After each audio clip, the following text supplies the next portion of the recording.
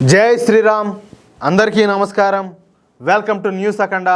నేను మీ కస్తూరి శ్రీధర్. మిత్రులారా, cut money అంటే పేదలకు ప్రజలకు రావాల్సినటువంటి డబ్బును మధ్యలోనే కొట్టేయడం. సాయం పేరుతో వచ్చినటువంటి డబ్బులో వాటా అడగడాన్ని కట్ మనీ అని చెప్పేసి అంటారు. ముఖ్యంగా పశ్చిమ బెంగాల్ రాజకీయాల వల్లే ఈ పదం దేశం మొత్తాన్ని కూడా బాగా తెలిసిపోయింది. ప్రభుత్వ పథకాల లబ్ధి పొందాలంటే కొంతమంది స్థానిక నాయకులు లేదా అధికార పార్టీకి చెందినటువంటి వ్యక్తులు ప్రజల దగ్గర నుంచి బలవంతంగా డబ్బులు అయితే వసూలు చేస్తూ ఉంటారు. ఈ విధంగా కమిషన్ పేరుతో తీసుకునేటటువంటి డబ్బునే కట్ మనీ అని చెప్పేసి అంటారు. మన భారతదేశంలో సంక్షేమ పథకాలు అనేటివి పేద ప్రజల బతుకులను మెరుగుపరచడానికి ఉద్దేశించాయి. కానీ గ్రౌండ్ లెవెల్లో ఈ పథకాలు లబ్ధిదారులకు చేరేసరికి అక్రమ సంపాదన పనుల చేతుల్లో నలిగిపోతున్నాయి. ఈ పద్ధతిలోనే బయటకు వచ్చినటువంటి ఒక వికృత రూపమే ఈ కట్ మనీ సంస్కృతి. సపోజ్ అంటే ఎగ్జాంపుల్ చెప్తున్నా, ఒక పేద కుటుంబానికి ప్రభుత్వ ఇళ్ల నిర్మాణ పథకం కింద ₹1,00,000 శాంక్షన్ అయితే ఆ డబ్బు వాళ్ళ బ్యాంక్ అకౌంట్ లో పడాలన్నా లేదా శాంక్షన్ ఆర్డర్ కాగితం చేతికి రావాలన్నా లోకల్ లీడర్లకు 10,000 నుంచి 20,000 రూపాయల వరకు ఈ కమిషన్ అనేది ఇచ్చుకోవాల్సి వస్తుంది. ఈ విధంగా లబ్ధిదారుడి సొమ్ము నుంచి అక్రమంగా కట్ మనీ చేసేటటువంటి భాగమే ఈ కట్ మనీ. పశ్చిమ బెంగాల్ రాజకీయాల్లో ఈ పదము ఒక పెద్ద సంచలనంగా మారింది. ముఖ్యంగా పల్లెటూళ్లలో ఇళ్ల నిర్మాణం, ఉపాధి హామీ పథకం, అలాగే తుఫాను సహాయక నిధులు వంటి ప్రభుత్వ పథకాలను పొందేటటువంటి ఈ ప్రజల నుంచి లోకల్ తృణమూల్ కాంగ్రెస్ లీడర్లు భారీగా కమిషన్లు అంతా కూడా వసూలు చేస్తా ఉంటారు. ఈ వ్యవహారం పైన ప్రజల్లో తీవ్రమైనటువంటి ఆగ్రహం వ్యక్తం కావడంతో ప్రతిపక్ష పార్టీలు దీనిని కట్ మనీ రాజకీయం అంటూ విమర్శిస్తూ పెద్ద ఎత్తున నిరసనలు, ఆందోళనలు చేపట్టినాయి. పశ్చిమ బెంగాల్ ప్రజల రోజువారీ జీవితంలో ప్రతి ప్రభుత్వ సర్వీసులోనూ చెప్పాలంటే ఇది ఒక నియమం లాగా మారిపోయింది. పేదలకు ఇళ్లు శాంక్షన్ చేయడానికి కమిషన్, కూలీల అకౌంట్లలో పడేటటువంటి డబ్బుల నుంచి కమిషన్ వసూలు చేయడం, వరదలు అలాగే తుఫాన్లు వచ్చినప్పుడు ప్రభుత్వం ఇచ్చేటటువంటి నష్టపరిహారంలో వాటాలు తీసుకోవడం, గ్రామాల్లో రోడ్లు అలాగే డ్రైనేజీ పనుల బిల్లులు పాస్ అవడానికి అధికారులు అలాగే లీడర్లు ఆ కాంట్రాక్టర్ల దగ్గర కమిషన్లను వసూలు చేయడం వంటి పనులను ఈ తృణమూల్ కాంగ్రెస్ గుండాలో ఆపకుండా చేస్తానే వచ్చారు. ఇకపోతే ప్రధానమంత్రి ఆవాస్ యోజన విషయానికి అయితే వద్దాం. ప్రధానమంత్రి ఆవాస్ యోజన అనేది మన భారతదేశంలోనే పేద అలాగే మిడిల్ క్లాస్ ప్రజల సొంతింటి కలను నిజం చేయడానికి మన మోడీ ప్రభుత్వం తీసుకొచ్చినటువంటి ఒక ప్రతిష్టాత్మక ఇళ్ల నిర్మాణ పథకం. అందరికీ ఇల్లు అనేటటువంటి లక్ష్యంతో ఈ పథకం అనేది నడుస్తుంది. మన దేశంలో ప్రతి ఒక్కరికి శాశ్వత పక్కా ఇల్లు ఉండాలనే ఆశయంతో మన మోడీ ప్రభుత్వం ప్రధానమంత్రి ఆవాస్ యోజన అయితే స్టార్ట్ చేసింది. ఈ పథకంలో భాగంగా పేదలు అలాగే మిడిల్ క్లాస్ వాళ్ళు ఎవరైతే ఇల్లు కట్టుకుంటారో వాళ్ళు ఇల్లు కట్టుకోవడానికి ప్రభుత్వం ₹1,20,000 నుంచి ₹1,30,000 వరకు డైరెక్ట్ గా బ్యాంక్ అకౌంట్ లో వేస్తుంది. ఈ పథకం కింద కట్టేటటువంటి ఇంటి ఓనర్షిప్ ఖచ్చితంగా కుటుంబంలోని మహిళ పేరు మీదనే ఉండాలా.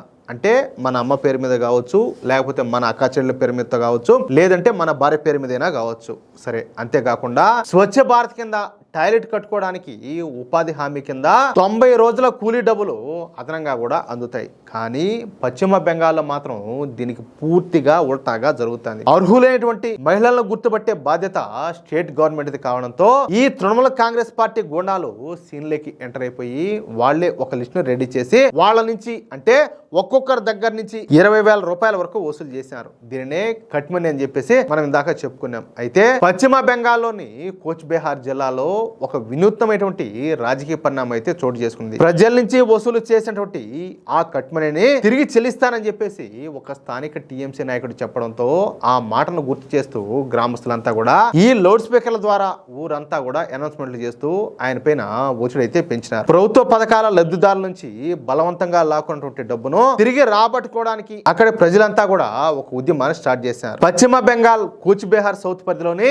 గుగుమరి గ్రామ పంచాయతీ 173వ బూత్ లో ప్రధానమంత్రి ఆవాస్ యోజన కింద ఇళ్లంతా కూడా శాంక్షన్ చేయడానికి అలాగే ఆ తర్వాత ఇన్స్టాల్మెంట్లు లేట్ కాకుండా చూడడానికి లోకల్ టీఎంసీ పంచాయతీ మెంబర్ అయినటువంటి జ్యోత్స్నా బర్మన్ అలాగే ఇతర లోకల్ లీడర్లు ఈ లబ్ధిదారులకు ఇల్లు ఇప్పిస్తామంటూ ఒక్కొక్కరి దగ్గర 20,000 రూపాయల నుంచి 25,000 రూపాయల వరకు కట్ మనీ రూపంలో వసూలు చేశారు. కానీ ఈ మధ్య జరిగినటువంటి అసెంబ్లీ ఎన్నికల్లో అధికారి మార్పిడి జరగడంతో అంటే భారతీయ జనతా పార్టీ గెలవడంతో విసిగిపోయినటువంటి ఆ ఊరి జనాలు ఆ టీఎంసీ లీడర్ ఇంటి ముందు పెద్ద ఎత్తున నిరసన ప్రదర్శనలన్నీ కూడా చేశారు. ప్రజల నుంచి గట్టి ప్రెజరు అలాగే నిరసనలు ఎదురవడంతో ఆ లీడర్ దిగి వచ్చి తాను తీసుకున్నటువంటి లంచం డబ్బును జూన్ 4వ తేదీ లోపల పూర్తిగా తిరిగి ఇచ్చేస్తానని చెప్పేసి అందరి ముందు బహిరంగంగా అయితే హామీ ఇచ్చాడు. కానీ లీడర్లు ఇచ్చినటువంటి మాటను ఎక్కడ మారుస్తారు అని చెప్పేసి అనుకున్నటువంటి ఆ ఊరి జనాలంతా కూడా ఒక వింత ఉపాయాన్ని అయితే ఆలోచన చేశారు. ఊరంతా కూడా లౌడ్ స్పీకర్లను ఏర్పాటు చేసి, గ్రామ ప్రజలారా వినండి,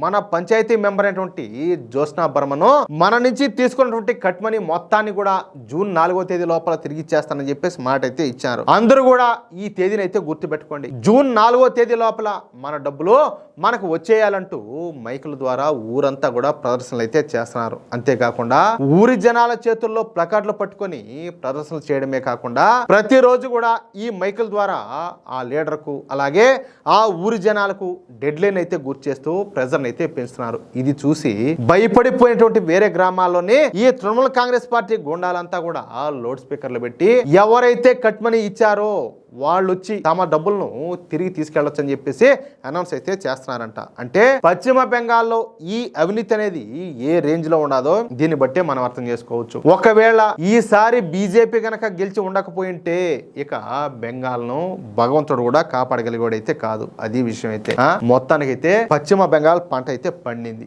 మొత్తానికి మన హిందువులకు అక్కడ ఈసారి అయితే ఎటువంటి దిగులే. మళ్ళా పొరపాటు చేశారో ఈసారి మాత్రం అగ్నిగుండమే. కాబట్టి నాకు తెలిసి అయితే గుజరాత్ తరహాలోనే పశ్చిమ బెంగాల్ కూడా ఇక ఏ మాత్రం వెనకడుగేయకుండా అప్రతిహాతంగా ముందుకైతే వెళ్తాదని చెప్పేసి నేనైతే నమ్ముతున్నా. మిత్రులారా, ఈ న్యూస్ గనక మీకు నచ్చినట్లయితే వెంటనే ఈ వీడియో లైక్ చేసి మీ మిత్రులకు అలాగే మీరు ఉన్నటువంటి వాట్సాప్ గ్రూపులను తప్పనిసరిగా షేర్ చేయండి. అలాగే ఈ వీడియో పైన మీ యొక్క అమూల్యమైనటువంటి అభిప్రాయాలను తప్పనిసరిగా కామెంట్ రూపంలో తెలియజేయండి. ఇంకో విషయం ఏంటంటే, ఇంతవరకు మీరు గనక మన ఛానల్ ను సబ్స్క్రైబ్ చేసుకున్నట్లయితే ప్రతి ఒక్కరు కూడా మన ఛానల్ ను సబ్స్క్రైబ్ చేసుకోండి, సపోర్ట్ చేయండి ప్లీజ్. జై శ్రీరామ్, జై హింద్, భారత్ మాతా కీ జై.